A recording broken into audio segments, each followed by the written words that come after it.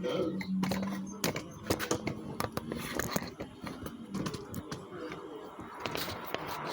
You know what's back under that one?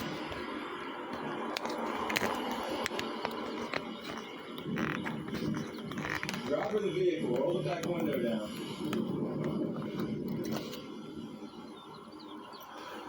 When he didn't do it or respond otherwise, the officer then ordered Mr. Gaddis out of the vehicle, to which he complied. All right, driver of the vehicle, step out. Hey, Mel. Record a video. Don't worry, everything's being recorded. Hey, that's cool. All right. But when he got out, a conversation ensued, and like I said, it went sideways. Is there something back there you're trying to hide? Yeah, you can search out here. I don't want to search You your can car. search. I remember you can search out here. You can do it. Matter of fact, I don't just sit there and search and see. I'm not trying to search your Okay, car. do your job. The only reason I wanted you to shut up. If you don't like, look, stop being unprofessional and telling people to shut up. Stop doing that. Be professional. The only reason You're supposed to de-escalate the situation. Stop telling me to shut up. That's rude. Have some manners. I'm here to comply with whatever you want to tell me you to have to do. talk yourself into jail For what? because For what? you're being aggressive. Is that a crime? Yes. Being aggressive is a crime. It's enough to get you to All talk. right. I'm gonna talk to you like this. That's okay with you? I You don't, okay? I don't want you to talk. I want me to conduct I ain't gonna traffic talk stop. back to remain silent. Thank you. Okay. He says he's just trying to conduct his traffic stop. But is that actually what happened? After he ordered him out of the car, which police officers can do for purposes of officer safety, not to search them, but just to conduct a traffic stop with the individual standing outside the car instead of sitting in the car. What was the first thing the officer said once he got out of the car? Is there something back there you're trying to hide? Yeah, you can search out here. Was he going through the process of performing and completing his traffic stop? I'm not trying to search your Okay, car. do your job. The only reason I wanted you to shut up. Or is he on a fishing expedition that he's not supposed to be on? His only concern should be officer safety right now, not looking for contraband in this guy's car. I'm off the board with the Richmond Police Department. The only reason I asked you to throw it on your back window is because I couldn't see inside. That's why I asked you to step out. The reason I'm pulling you over is because your tag's expired. Do you have a license, insurance, and updated tag? Yes. Let me see it.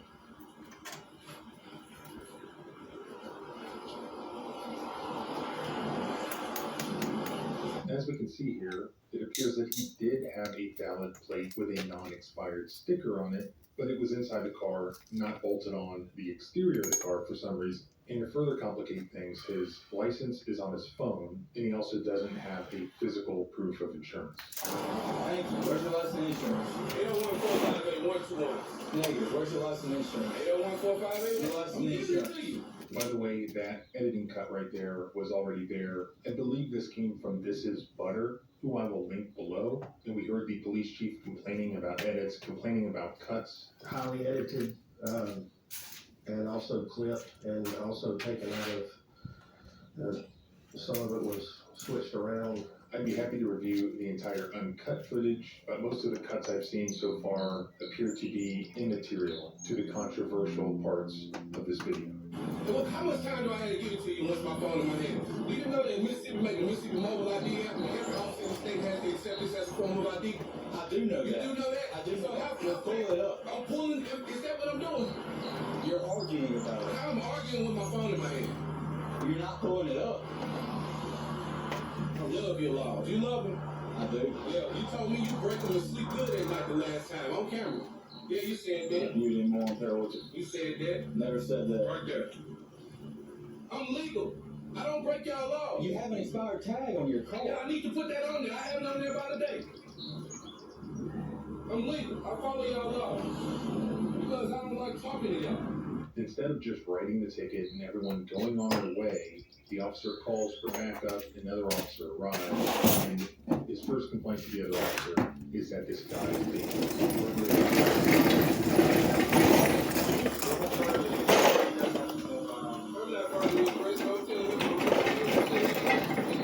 This practice, I got everything. Yeah, the tag is right there. I need to put it on there. It's nothing. I'm not missing nothing that y'all don't ask for. If y'all translate out the verbal aggressiveness, then that's y'all. I'm not missing nothing. I keep the laws. He said I keep the laws verbal aggressive. No, he knows me from previous traffic stops. And in any event, the other guy then goes to basically harass the driver, while the first officer then does what he was supposed to be doing from the beginning, writing the ticket. The driver explains to the other officer that he had already been pulled over by this officer before and charged with having tint that was too dark, and he won in court. But that didn't stop this other officer for trying yet again to harass this guy over tint. Gee, I wonder why this guy is aggressive when apparently he's been charged with bogus tint charges before by the same officer. The last time they pulled me over for this legal check with the BMW on it, and he the one who took me to jail for it. The dude put the broke tip meter on it, and he said he don't have a problem with it. And then the judge threw it out. He knows I'm not lying.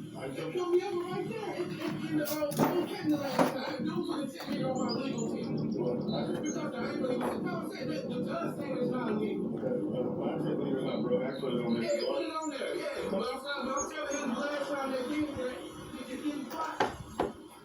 And I was telling him that this is legal till I bought the car like Yeah, this. but it's not legal to have an expired Right, time. I agree with you. I agree with you. You mind rolling your window just a little bit on the driver's door? Do whatever you want. Well, I I'm just in the search of Steve's items. Well, I'm not searching your car. That's what I'm saying. I like it. I'm just asking you roll the window just a He little told me bit. to step out the car, man. He told me to step out the car. If you want to touch my car against my will, then you do it. Well, I have to measure your tent, so I'm asking if you. I'm asking You if got permission to measure my Okay, tent. that's all I need to do. I don't want you to work anything in my vehicle. Well, you just said I could. No, I know. I told you I want you to do it. I didn't tell you to do that.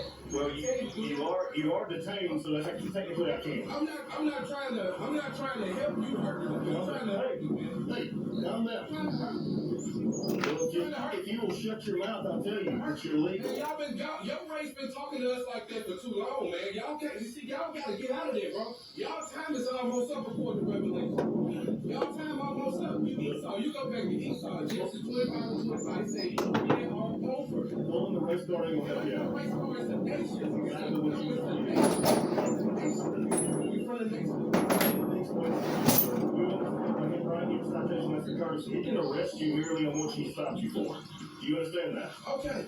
All right. Now, what I'm going to tell you, Y'all got us. Y'all got us. what I'm going to tell you is, yes, your tent is legal. Yeah, right the ticket. But if it's legal. That's what I'm telling you. If you would shut your mouth, you would understand that. Stop cursing at me and de-escalate. Stop cursing and be professional, man. Stay within your professional guidelines, man. Risen Police Department says honor, integrity, and pride. You can read. You can read. I'm Congratulations. talking to you like a man, bro. You No, you're not. maintain. You won't shut your mouth long enough to talk to anybody. That's the First Amendment. It's the right to free speech. I understand that, Bro, that's the First Amendment, right to free speech. but you can't converse with anybody when you're in a rush. You're the one I know. You cannot sit and tell me shut my mouth. I'm not the little black boy from the 60s. I'm not trying to treat you like anybody is. You talking to me like I'm something. No, stop talking to me like I just tried to tell you your tent is legal, and you won't shut your mouth. Listen, I got a right to free speech. I'm not cussing you. I won't waste a lot of time on this because there's no need to. It's very well established under the First Amendment that people have a First Amendment right to criticize police officers, to even verbally abuse them. In the 1987 case of City of Houston versus Hill, you'll see this language cited all over First Amendment law. In a case where the City of Houston made it illegal to verbally abuse police officers, the Supreme Court said, nope, you can't do that. They have a First Amendment right to do so. The freedom of individuals verbally to oppose or challenge police action without thereby risking arrest is one of the principal characteristics by which we distinguish a free nation from a police state. Powerful words that unfortunately never made it into the heads of these two police officers. That's the thing about constitutional rights. It's not about whether or not somebody hurts your feelings. It's not about whether you agree or disagree, whether you're right or they're wrong. People have a right in a free nation to criticize their government. That guy, whether he's right or not, is criticizing his government. You are his government. You have him detained against his will on the side of the road. He wants to leave. He's not allowed to. He doesn't like you. He's criticizing you. There's no reason for this discussion even to be taking place. The tent was not illegal. The basis of the detainment is the expired registration sticker. The other cop is in the process of writing a ticket for it. We're told that he's getting a ticket. He's not being arrested for it. But because this officer gets his feelings hurt so badly during this conversation, he changes the other cop's mind and says, nope, lock this guy up. I'm not doing all this. Okay. He must be in lock his.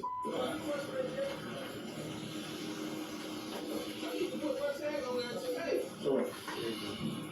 If he wants to be an asshole, he can go to jail.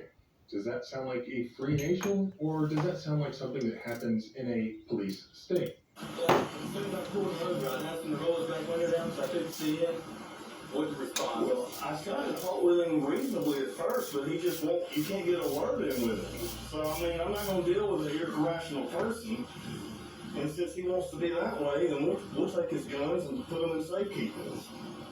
He's gonna learn, dude. You don't treat police like that right off the bat. I mean, I was trying to tell him that his tent was legal, and he wouldn't shut his mouth. Dude, that dude talked himself into jail. I can see it. I was going just right there. I wasn't even going to write him a ticket. I pulled him over because his tag was expired. I'm going to talk to Sarge about it because I might hit him for resisting. Yeah. I said, the sergeant out of the sergeant. I said, man, just ask him for your. That'd be cool. He was throwing the N-word around. He's saying we was treating him like an N-word. I'm like, dude, I just asked you for your insurance.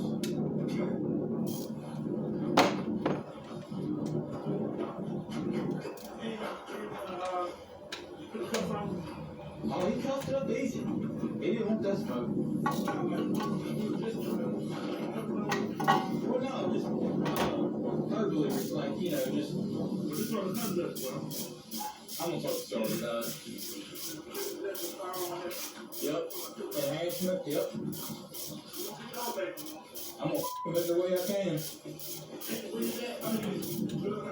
Yeah. While it's a good thing that the chief of police here came forward and sort of apologized for some of the officers' actions, he doesn't say specifically what they were. I have a feeling he's focusing on the fact that they are being rude and unprofessional and using profane language and escalating the situation. What I would hope he would actually discipline these officers for, if not fire them entirely, is the fact that they violated this man's First Amendment rights. He had a right to verbally criticize these police officers.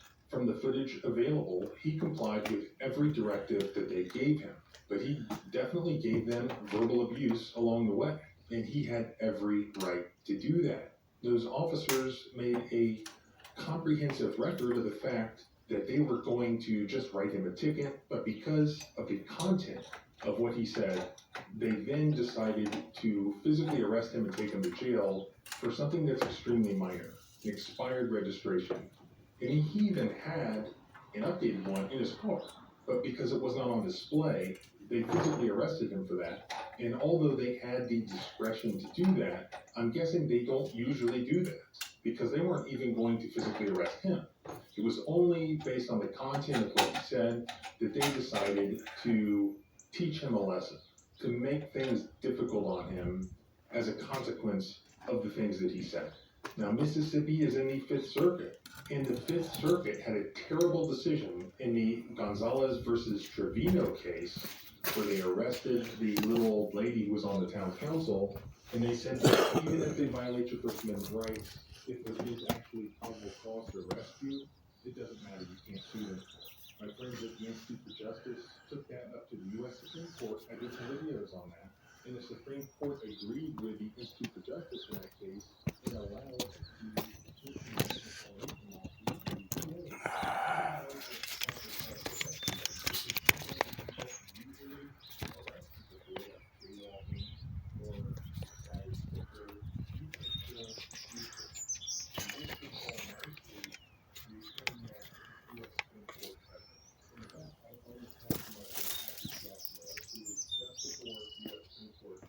the last week, we already looked at this footage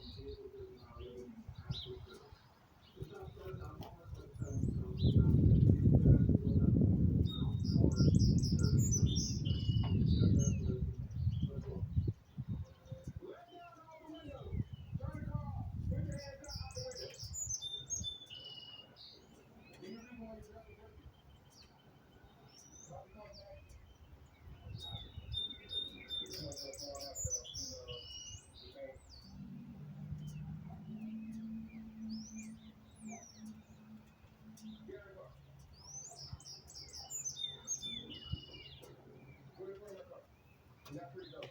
I'm driving regularly without a car accident. Pretty car? Who's that like that? Yeah, no, I got you. So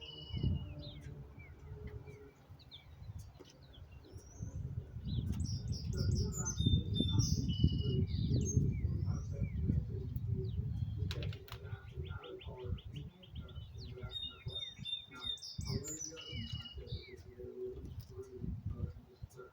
Real quick, put a timestamp down in the comments and see if you can list a couple of the constitutional issues that you see in track into the video. And then I'll give you an idea of what I see. Now, there's a lot to unpack here, so let's watch. Well, if you have another car that's heading south, you know, basically driving reckless manner with the on the car, and they know what the flashing color. Oh, and you've been drinking. No wonder you're driving so terribly.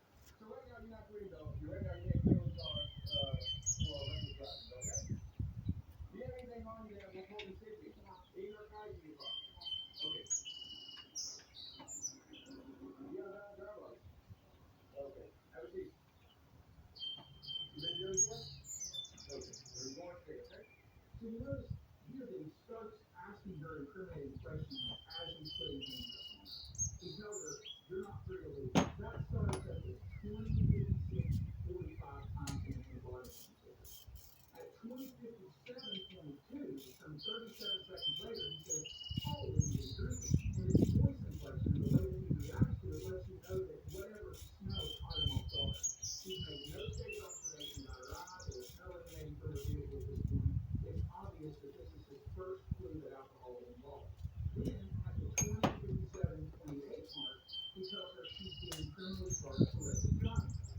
You almost caused an accident. Do you know that? And the nose of your car almost hit my car. No, you can't be. You're driving like a maniac. You didn't drink it. I can smell it coming off your breath. See it in your eyes. Your driving pattern is terrible. Who was that in that other car? So why are they driving just like you? Okay. Did you know that when you went around this car over here, that you're not allowed to do that on this road? Okay, did you know that? When you came into the opposite lane of travel, right? My other car to drive, you know that's reckless, right? Do you understand that? Do you understand how you could look someone tonight and hurt somebody, including me?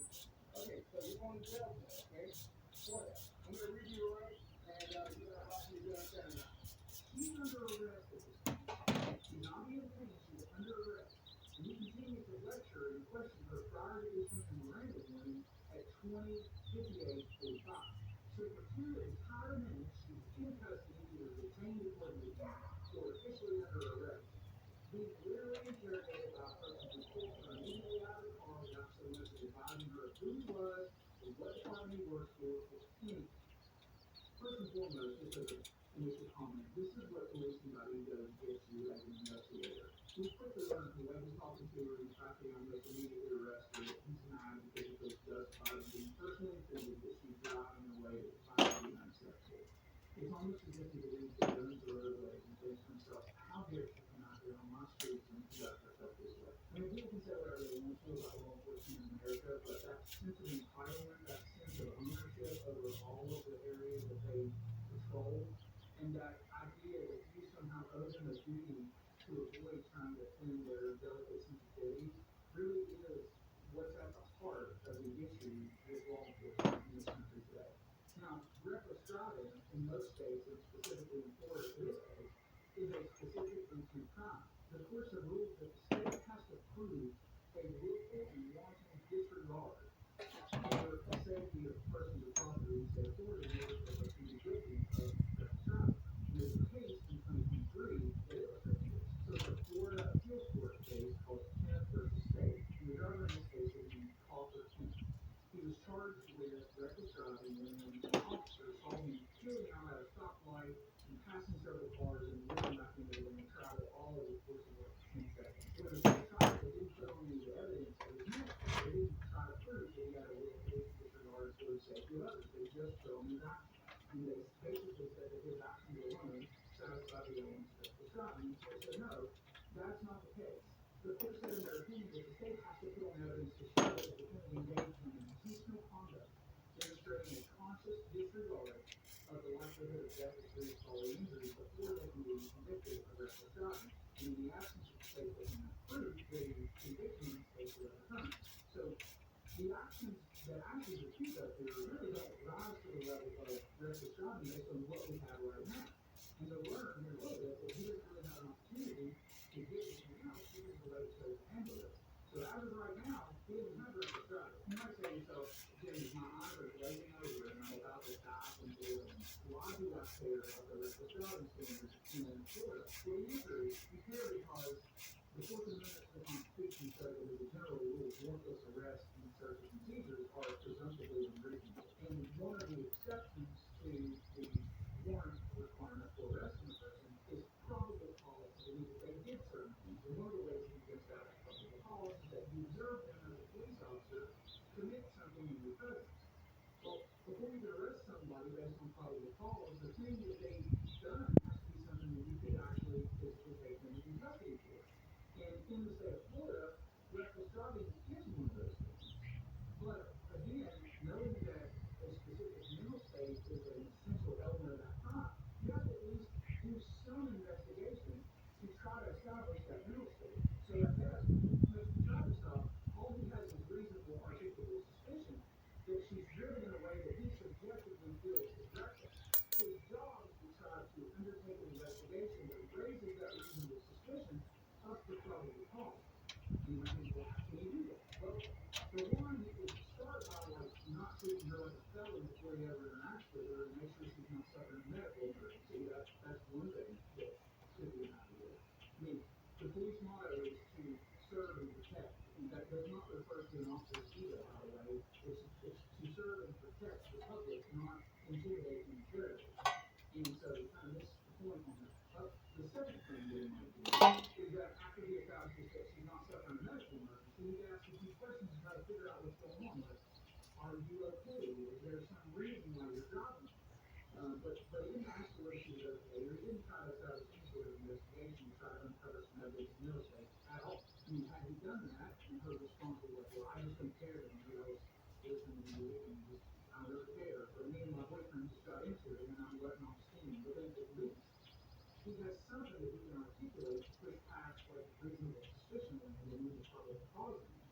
He could at least make a good faith claim that he investigated to the best of his ability, but as you can see in the video, he didn't do it. So if you take a look at Florida law, what he actually has probable cause of is an offense called aggressive careless driving. And aggressive careless driving is when you're doing two or more of the following things, either simultaneously or in succession. Things like exceeding the posted speed limit. We didn't accuse her of that. Unsafely or improperly changing lanes. We did accuse her of that. Following a vehicle too closely. We did accuse her of that. Failing to yield the right of way. We accused her of that when she was in fact doing it almost six front of his car. Improperly passing. Violating traffic control and signal devices. He accused her of several of those things, and what he's actually done is he's established that probable cause for aggressive careless driving. Reckless driving is an arrestable offense under Florida law, but guess what? Aggressive careless driving is not. Right? It is not an offense that justifies physically arresting someone. It's mandated as a citation and a release as a non-criminal traffic infraction. And that's why it matters as to which charge he has reasonable suspicion for and which charge he has probable cause for. So as it stands at this point in the video, he's unlawfully arrested her during a reasonable suspicion stage of his criminal investigation, because as of now, all he can establish probable cause for is a non-crime. And because of his egotistical haste to immediately use the intimidation tactic of throwing her in cuffs and telling her she's under arrest, she's now in custody and is entitled to a Miranda warning. Now let's see how bad he goes with the next part. You have the right to remain silent. Anything you say can and will be used against you in a court of law. You have the right to talk to an attorney and have an attorney present with you while you being questioned. You can have the appoint a hire attorney. One will be appointed to represent you for any questions. If you decide to answer any questions now without a lawyer present, you still have the right to stop answering at any time and speak with a lawyer. Do you understand your rights? Okay, so why are you driving the way you're driving? Okay. So you listening to music justifies a poor driving where you almost caused two accidents.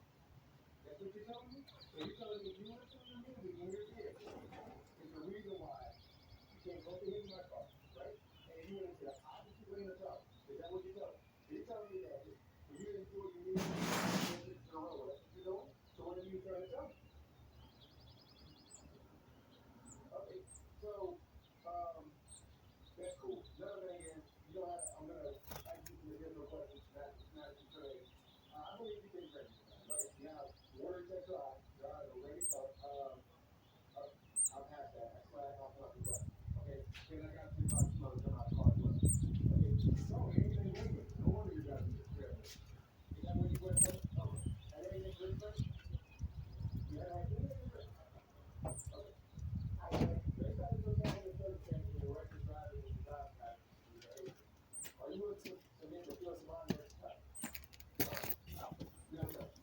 So I'm gonna advise you, something that's called terror warning. Okay, I'm gonna sum that up for you. Terror warning is me advising you that if you're not gonna participate in a sobriety exercise, which you can or don't, right? You don't have to or you can't, right? That's your right. But if you do not participate, I gotta make a decision based on what I have, the way you're driving, and your decision you make. You understand that so far? Are you gonna participate or you're not? Okay, so you're gonna be placed under arrest for DUI, and you're gonna be placed under arrest for reckless driving as well, okay? Anything in the vehicle you need? Huh? Is everything you need? Okay, couple questions, right? For me to go in your car, turn your car up, let your windows off, you gotta give me permission to go in your car. If not, your car's gonna remain on the side of the road the way it is. So do you give me permission to go into your car? What do you want? Okay, once again, if you don't allow us to go in the car's gonna remain on the side of the road the way it is, with the windows up. Okay, you wanna leave it like that? Is there any narcotics in the car? None whatsoever. This is top 4 seconds. Go on mute, just for the conversation. Alright, step out of the car for me. Okay, face my car for a second. Take your hand off your butt. Okay, I'm gonna take you out of cuffs. And we're gonna go over one more thing. Okay, you still not free to go. Okay, let's go. Okay, face me. You invoke your rights, right? Which you're allowed to do. Alright, do you understand your rights I just read you? Okay, now you're out of cuffs, okay? I'm not gonna ask you any self-incriminating questions. Once again, do you want to participate in field sobriety exercises? If you want to remain and keep the same answer, that's on you. Just give me another opportunity. So by law, you're required to submit to the field sobriety exercises that's on the back of your driver's license. So you're allowed to refuse them if you would like, but you have to know you're going to have the ease breaking the adverse consequences of refusing to take the field sobriety exercise. You understand that? I don't understand. Okay. So are you going to take the field sobriety exercises? No, thank you. Okay. So just letting you know, based on everything he has, he can use your no decision for evidence for his case. You understand? You still want him to refuse. Take the field sobriety exercises. Alright, so put it back in handcuffs. So if I would do it, We're past it. You need a chance. Actually, you can have 4 chances. And then we want to make sure you feel like you're not free to go because you got reckless driving, but we have to make sure that you understand your rights. But you have to understand that a driver's license is a privilege in the state of Florida, not a right. Okay, so it can be taken away. On the back of your license, it says you must consent to any field sobriety exercises or tests that law enforcement asks. That means the field sobriety exercises or the breath test. Okay. All right, I understand. Now, the decision in Miranda says that a person must be advised of their Fifth Amendment rights when they are subject to custodial interrogation. The courts have held that just being stopped on a traffic stop does not trigger a Miranda warning, and you're not in custody for the purposes of Miranda. But because he almost immediately puts her in cuffs and tells her she's not free to leave, she is unquestionably entitled to a Miranda warning prior to questioning in this particular instance. And as a result, any evidence that he gets from her answering any questions or anything that he says to her will be suppressed as improper evidence, assuming that she gets any lawyer with a pulse and not named Frank Abagnale Jr. So, catch me if you can reference for y'all. Now, he does end up giving her a Miranda warning, but just like everything else in this stop, he makes it obvious that he has no idea what it's supposed to mean or what rules it's supposed to set out for him to operate within. And once he gives her the warning, he immediately starts questioning her without even asking her whether she wants to talk. And when his tone is increasingly intimidating, she says, "I think I'm just going to remain silent." In that exact moment, according to the Supreme Court decision in Michigan versus Mosley, his questions of her have to stop. Her invocation of her right to remain silent must be scrupulously honored according to that decision. Well, and you're probably going to wonder, what does it actually mean to scrupulously honor an invocation of silence? Well, there are 5 elements to it, and let's see how he did. Number 1, interrogation has to immediately stop. Well, we already busted that rule because as soon as she said she was invoking her right to remain silent, he said, "Well, that's cool," and he started asking her questions. Number 2, no coaxing. The officer didn't try to pressure or otherwise coax them into changing their mind. Well, we busted that one too, because he basically just tries to manipulate her into thinking that the next questions he asks are not going to be incriminating, so she don't have to worry about it. Number three, there's a time lapse. The officers have to wait a significant period of time before they initiate recontact with the person. Well, we definitely messed that one up because there was no time from the invocation of the right to remain silent to the next non-incriminating question. Number four, no pressure. When they recontacted the person, they didn't attempt to persuade them to talk. Well, we're 0 for 4 here because they went so far as to take her out of handcuffs to make her feel more like she had a chance of leaving if she just cooperated with them. And then number 5, waiver. So the officers didn't make any contact or try to question the person before they waived their Miranda. Well, we do not have a waiver of Miranda here. So we literally missed all 5 of the rules associated with Michigan versus Mosley, which means that literally everything that she says in this traffic stop is subject to suppression and cannot be used as evidence. I'm not gonna ask you any self-incriminating questions. I'm gonna advise you of why I'm pulling you over. Okay, so you know. First reason, following too closely to the car, and you almost hit. Second reason, you almost hit my patrol car. Third reason, you went to the opposite lane of the car while other vehicles were on the road. Okay, almost causing accidents. Okay, and I don't need you to give me the answers. The reason why you responded and said you're driving like that is because of listening to music. I think it's a little bit more than that. So that's why you're getting charged with DUI, okay? And you admitted to having 2 drinks, okay? I'm not here to talk to you about the case. I'm gonna respect your rights. I'm just letting you know that you need to do better, okay? So once again, with the car, you want to leave your car the way it is. Okay, what I can go into your car for is intoxicants.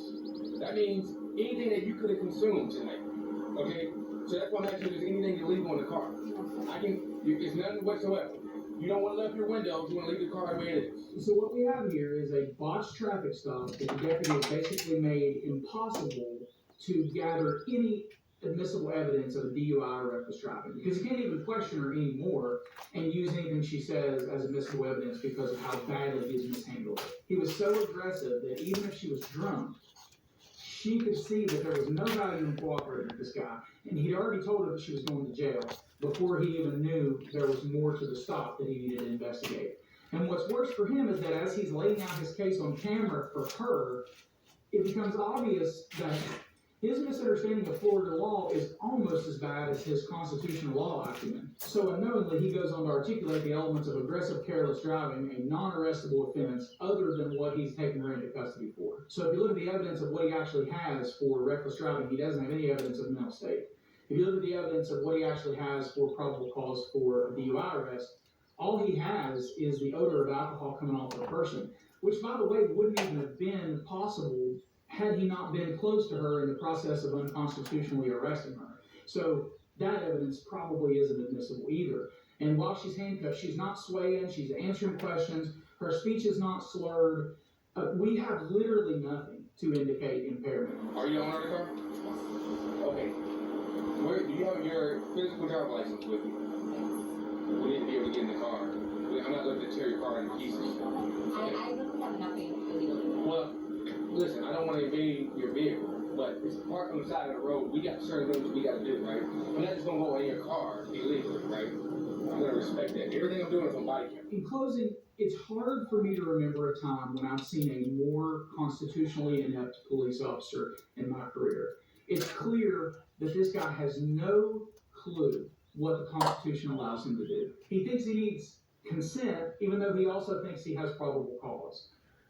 He understands that he can go search for intoxicants if he arrests her for DUI. Arizona versus Gant says that he can search the immediate area of the passenger compartment for fruits of the crime, basically, that the person's arrested for. So he couldn't search anything for reckless driving because he's looking for like mental state stuff. And for DUI, he could search for intoxicants, which he seems to understand, but not very well.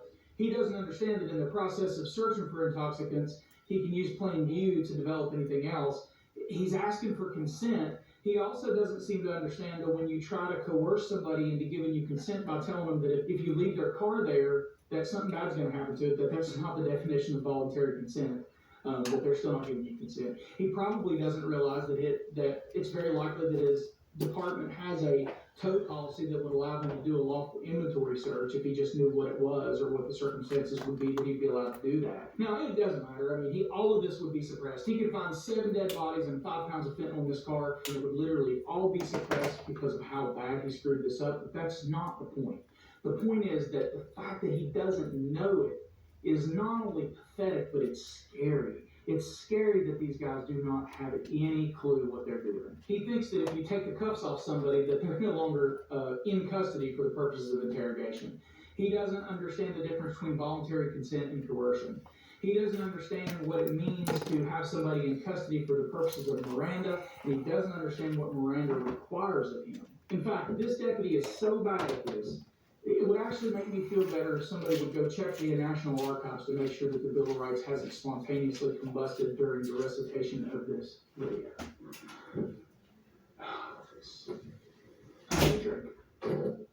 Okay, that's it for this one, kids. Thanks for watching. Please remember to like and subscribe. Thanks for everything you do to support the channel. We've gained like 3,000 subscribers in the month of March, so it's been awesome. I'll put some links to some other videos on the end screen. You can check those out. Leave me a comment. Let me know what you think. Compare your comments to the timestamps. Let me know what you think about that. Until next time, take care of yourselves. Always film your interactions with the police and keep your evidence to yourself.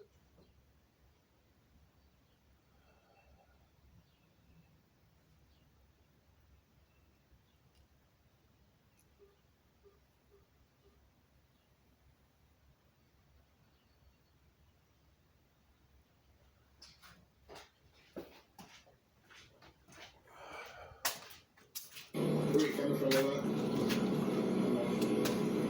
What's the attitude for? You're being detained.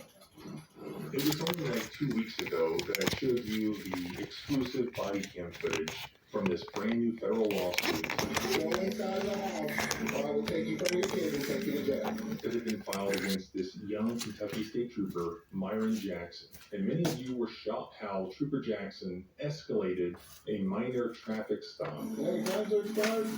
Expired. Yeah. It wasn't even legal if you want to watch that video. Then July 31st. Into arresting this mom of 3 illegally right on her front porch. It hasn't even been 3 weeks yet, and now a second federal civil rights lawsuit has been filed against Trooper Myron Jackson. And now I have the exclusive brand new body cam footage of that incident. Are you normally like this? Are you trying to go to jail tonight? You're under arrest.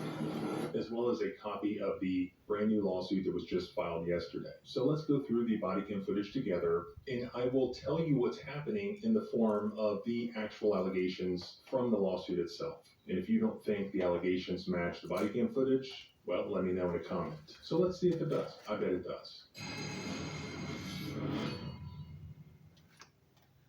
On the night of May 1st, 2024, Kentucky State Trooper Myron Jackson pulled over Nicholas Unjay, a Cameroonian immigrant and a naturalized U.S. citizen, for allegedly failing to use his turn signal when he pulled into a Papa John's restaurant, which he was doing because he was working as a DoorDash delivery driver. But despite this being just a simple traffic stop over an extremely minor traffic allegation, Trooper Jackson ended up escalating the situation and pulling Nicholas out of his car without explanation. Hello. Trooper Jackson State Police. Reason for the stop is when you changed lanes right here, you didn't use a turning signal. Yes. When you got in that middle lane right here, you gotta use a turning signal when you're switching lanes. You have your license on your proof of insurance? Okay. Can I see? You have any weapons in the vehicle? The body cam shows that during the interaction, Nicholas was quiet, and he began gathering his documents to give to Trooper Jackson. When Trooper Jackson asked Nicholas, "Where are you coming from tonight?" Nicholas responded, "I'm not answering any questions." Where are you coming from tonight? I'm sorry? Trooper Jackson's initial response to that was, "Okay, that's fine." But then he immediately said, "What's the attitude for?" Yeah, that's fine. What's the attitude for? But Nicholas complied with what he had originally been asked to do. He handed over his registration and his insurance to the trooper. Trooper Jackson then placed it back into Nicholas's car, and then, out of nowhere, demanded that Nicholas exit the car. Well, I'll take everything out. Go and hop out here with me for a second. In what was a perfectly appropriate, legal, and normal response to being asked to get out of your car for no discernible reason during a simple traffic stop, Nicholas asked why. Trooper Jackson responded by saying, "Because I'm telling you to get out, you don't have a choice." Okay? Because I'm telling you to, get out. You don't have a choice.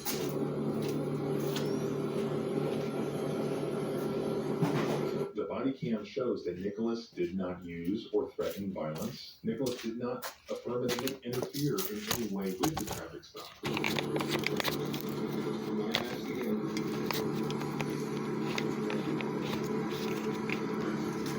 He was simply seated in his car when Trooper Jackson opened the car door. Take your seatbelt off and get out of the car.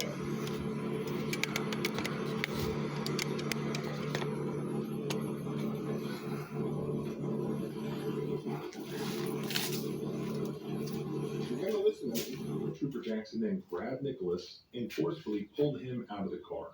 And by the way, Trooper Jackson never asked, he never demanded that Nicholas put the car in park or turn the car off. Instead, Jackson had pulled Nicholas out of the car without even knowing whether or not the car was in drive or park, because admittedly, he was not thinking it through.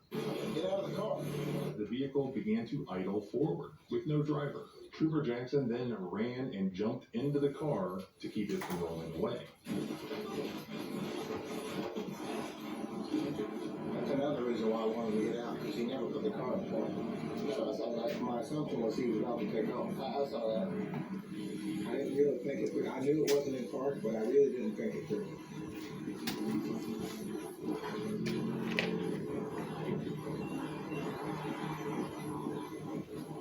If I tell you to do something, you do it. Jackson then handcuffed Nicholas and told him that he was being detained. You're being detained. Asking him, "Are you normally like this? Are you trying to go to jail tonight?" Nicholas remained calm and silent. Are you normally like this? Are you trying to go to jail tonight? Do you have any weapons on you? I don't have any weapons. Do you have anything to drink? No. When Trooper Jackson asked for Nicholas's address, Nicholas responded, "It's on my ID." Immediately after that response, Trooper Jackson announced, "You're under arrest." What's your current address?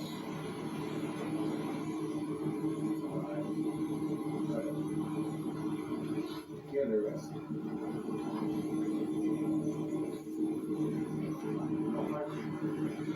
Jackson charged Nicholas with obstructing governmental operations, basically Kentucky's version of obstruction. He then transported Nicholas to the Franklin County Regional Jail, where Nicholas was incarcerated until being administratively released the next day, after which he had to walk miles back to his vehicle in order to get home. When Trooper Jackson began writing the citation, he wrote of concerns about Nicholas being intoxicated. However, Trooper Jackson did not conduct any field sobriety tests, nor conduct any preliminary breath test at all that night. And that's because most likely Trooper Jackson did not actually have any suspicion of Nicholas being an impaired driver, and instead only wrote it down as a pretext in an attempt to justify his initial order for Nicholas to get out of the car as being related to an investigation over intoxication, as opposed to what it really was as retaliation for Nicholas saying he didn't answer questions, which of course would be unconstitutional.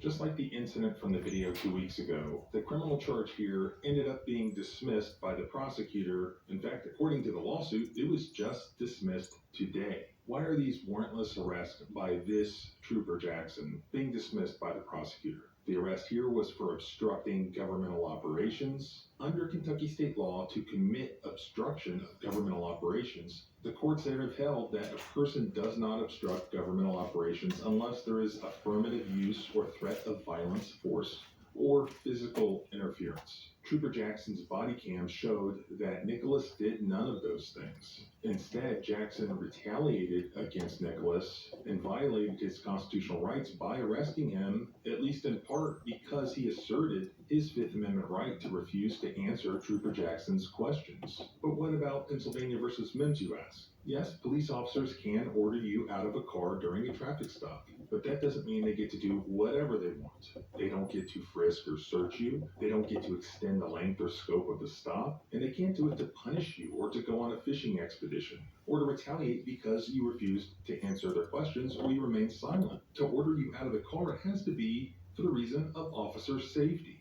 they can just perform the same traffic stop with you outside the car. The courts have said that officers can ask you questions during a traffic stop, but there's generally no requirement to answer police questions, with the exception of basic identification and related documentation answers. But the courts have said that officers may still ask unrelated questions such as where are you going, but they can't prolong the stop without some other reasonable suspicion of some other crime.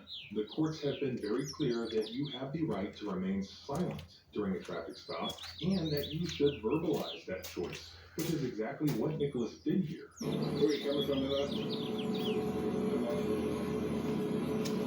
I'm sorry? So Nicholas acted properly in the way that the courts have said that is the correct way to assert one's constitutional rights during a traffic stop. The body cam footage establishes that, both that Nicholas acted properly and asserted his constitutional rights, and also that Trooper Jackson, in direct and immediate response to that assertion, immediately began to retaliate against him asserting his rights by accusing him of having an attitude and asking him, what's your attitude for? Yeah, that's fine. What's the attitude for? Which is total gaslighting given the fact that Nicholas is completely calm and literally does not have an attitude, and then by ordering him out of the car. So Nicholas was absolutely correct to be wondering why he's being punished for doing what the courts have said he has the constitutional right to do. This is a pattern now of this young trooper needlessly escalating minor traffic stops and then falsely arresting somebody for obstruction when there's no probable cause for obstruction under Kentucky law, but just doing it for the purpose of illegal and unconstitutional retaliation against the assertion of constitutional rights. I mean, how dare anyone pulled over or confronted by Trooper Jackson assert constitutional rights? But again, this is Kentucky, and as you may recall from the video I just did with Chris Wiest, multiple Kentucky state troopers were recently indicted by the feds. And as Chris explained, they have an illegal and unconstitutional practice within the Kentucky State Police of falsely charging people with obstructing when they had not committed obstruction. So perhaps we shouldn't hold our breath that anything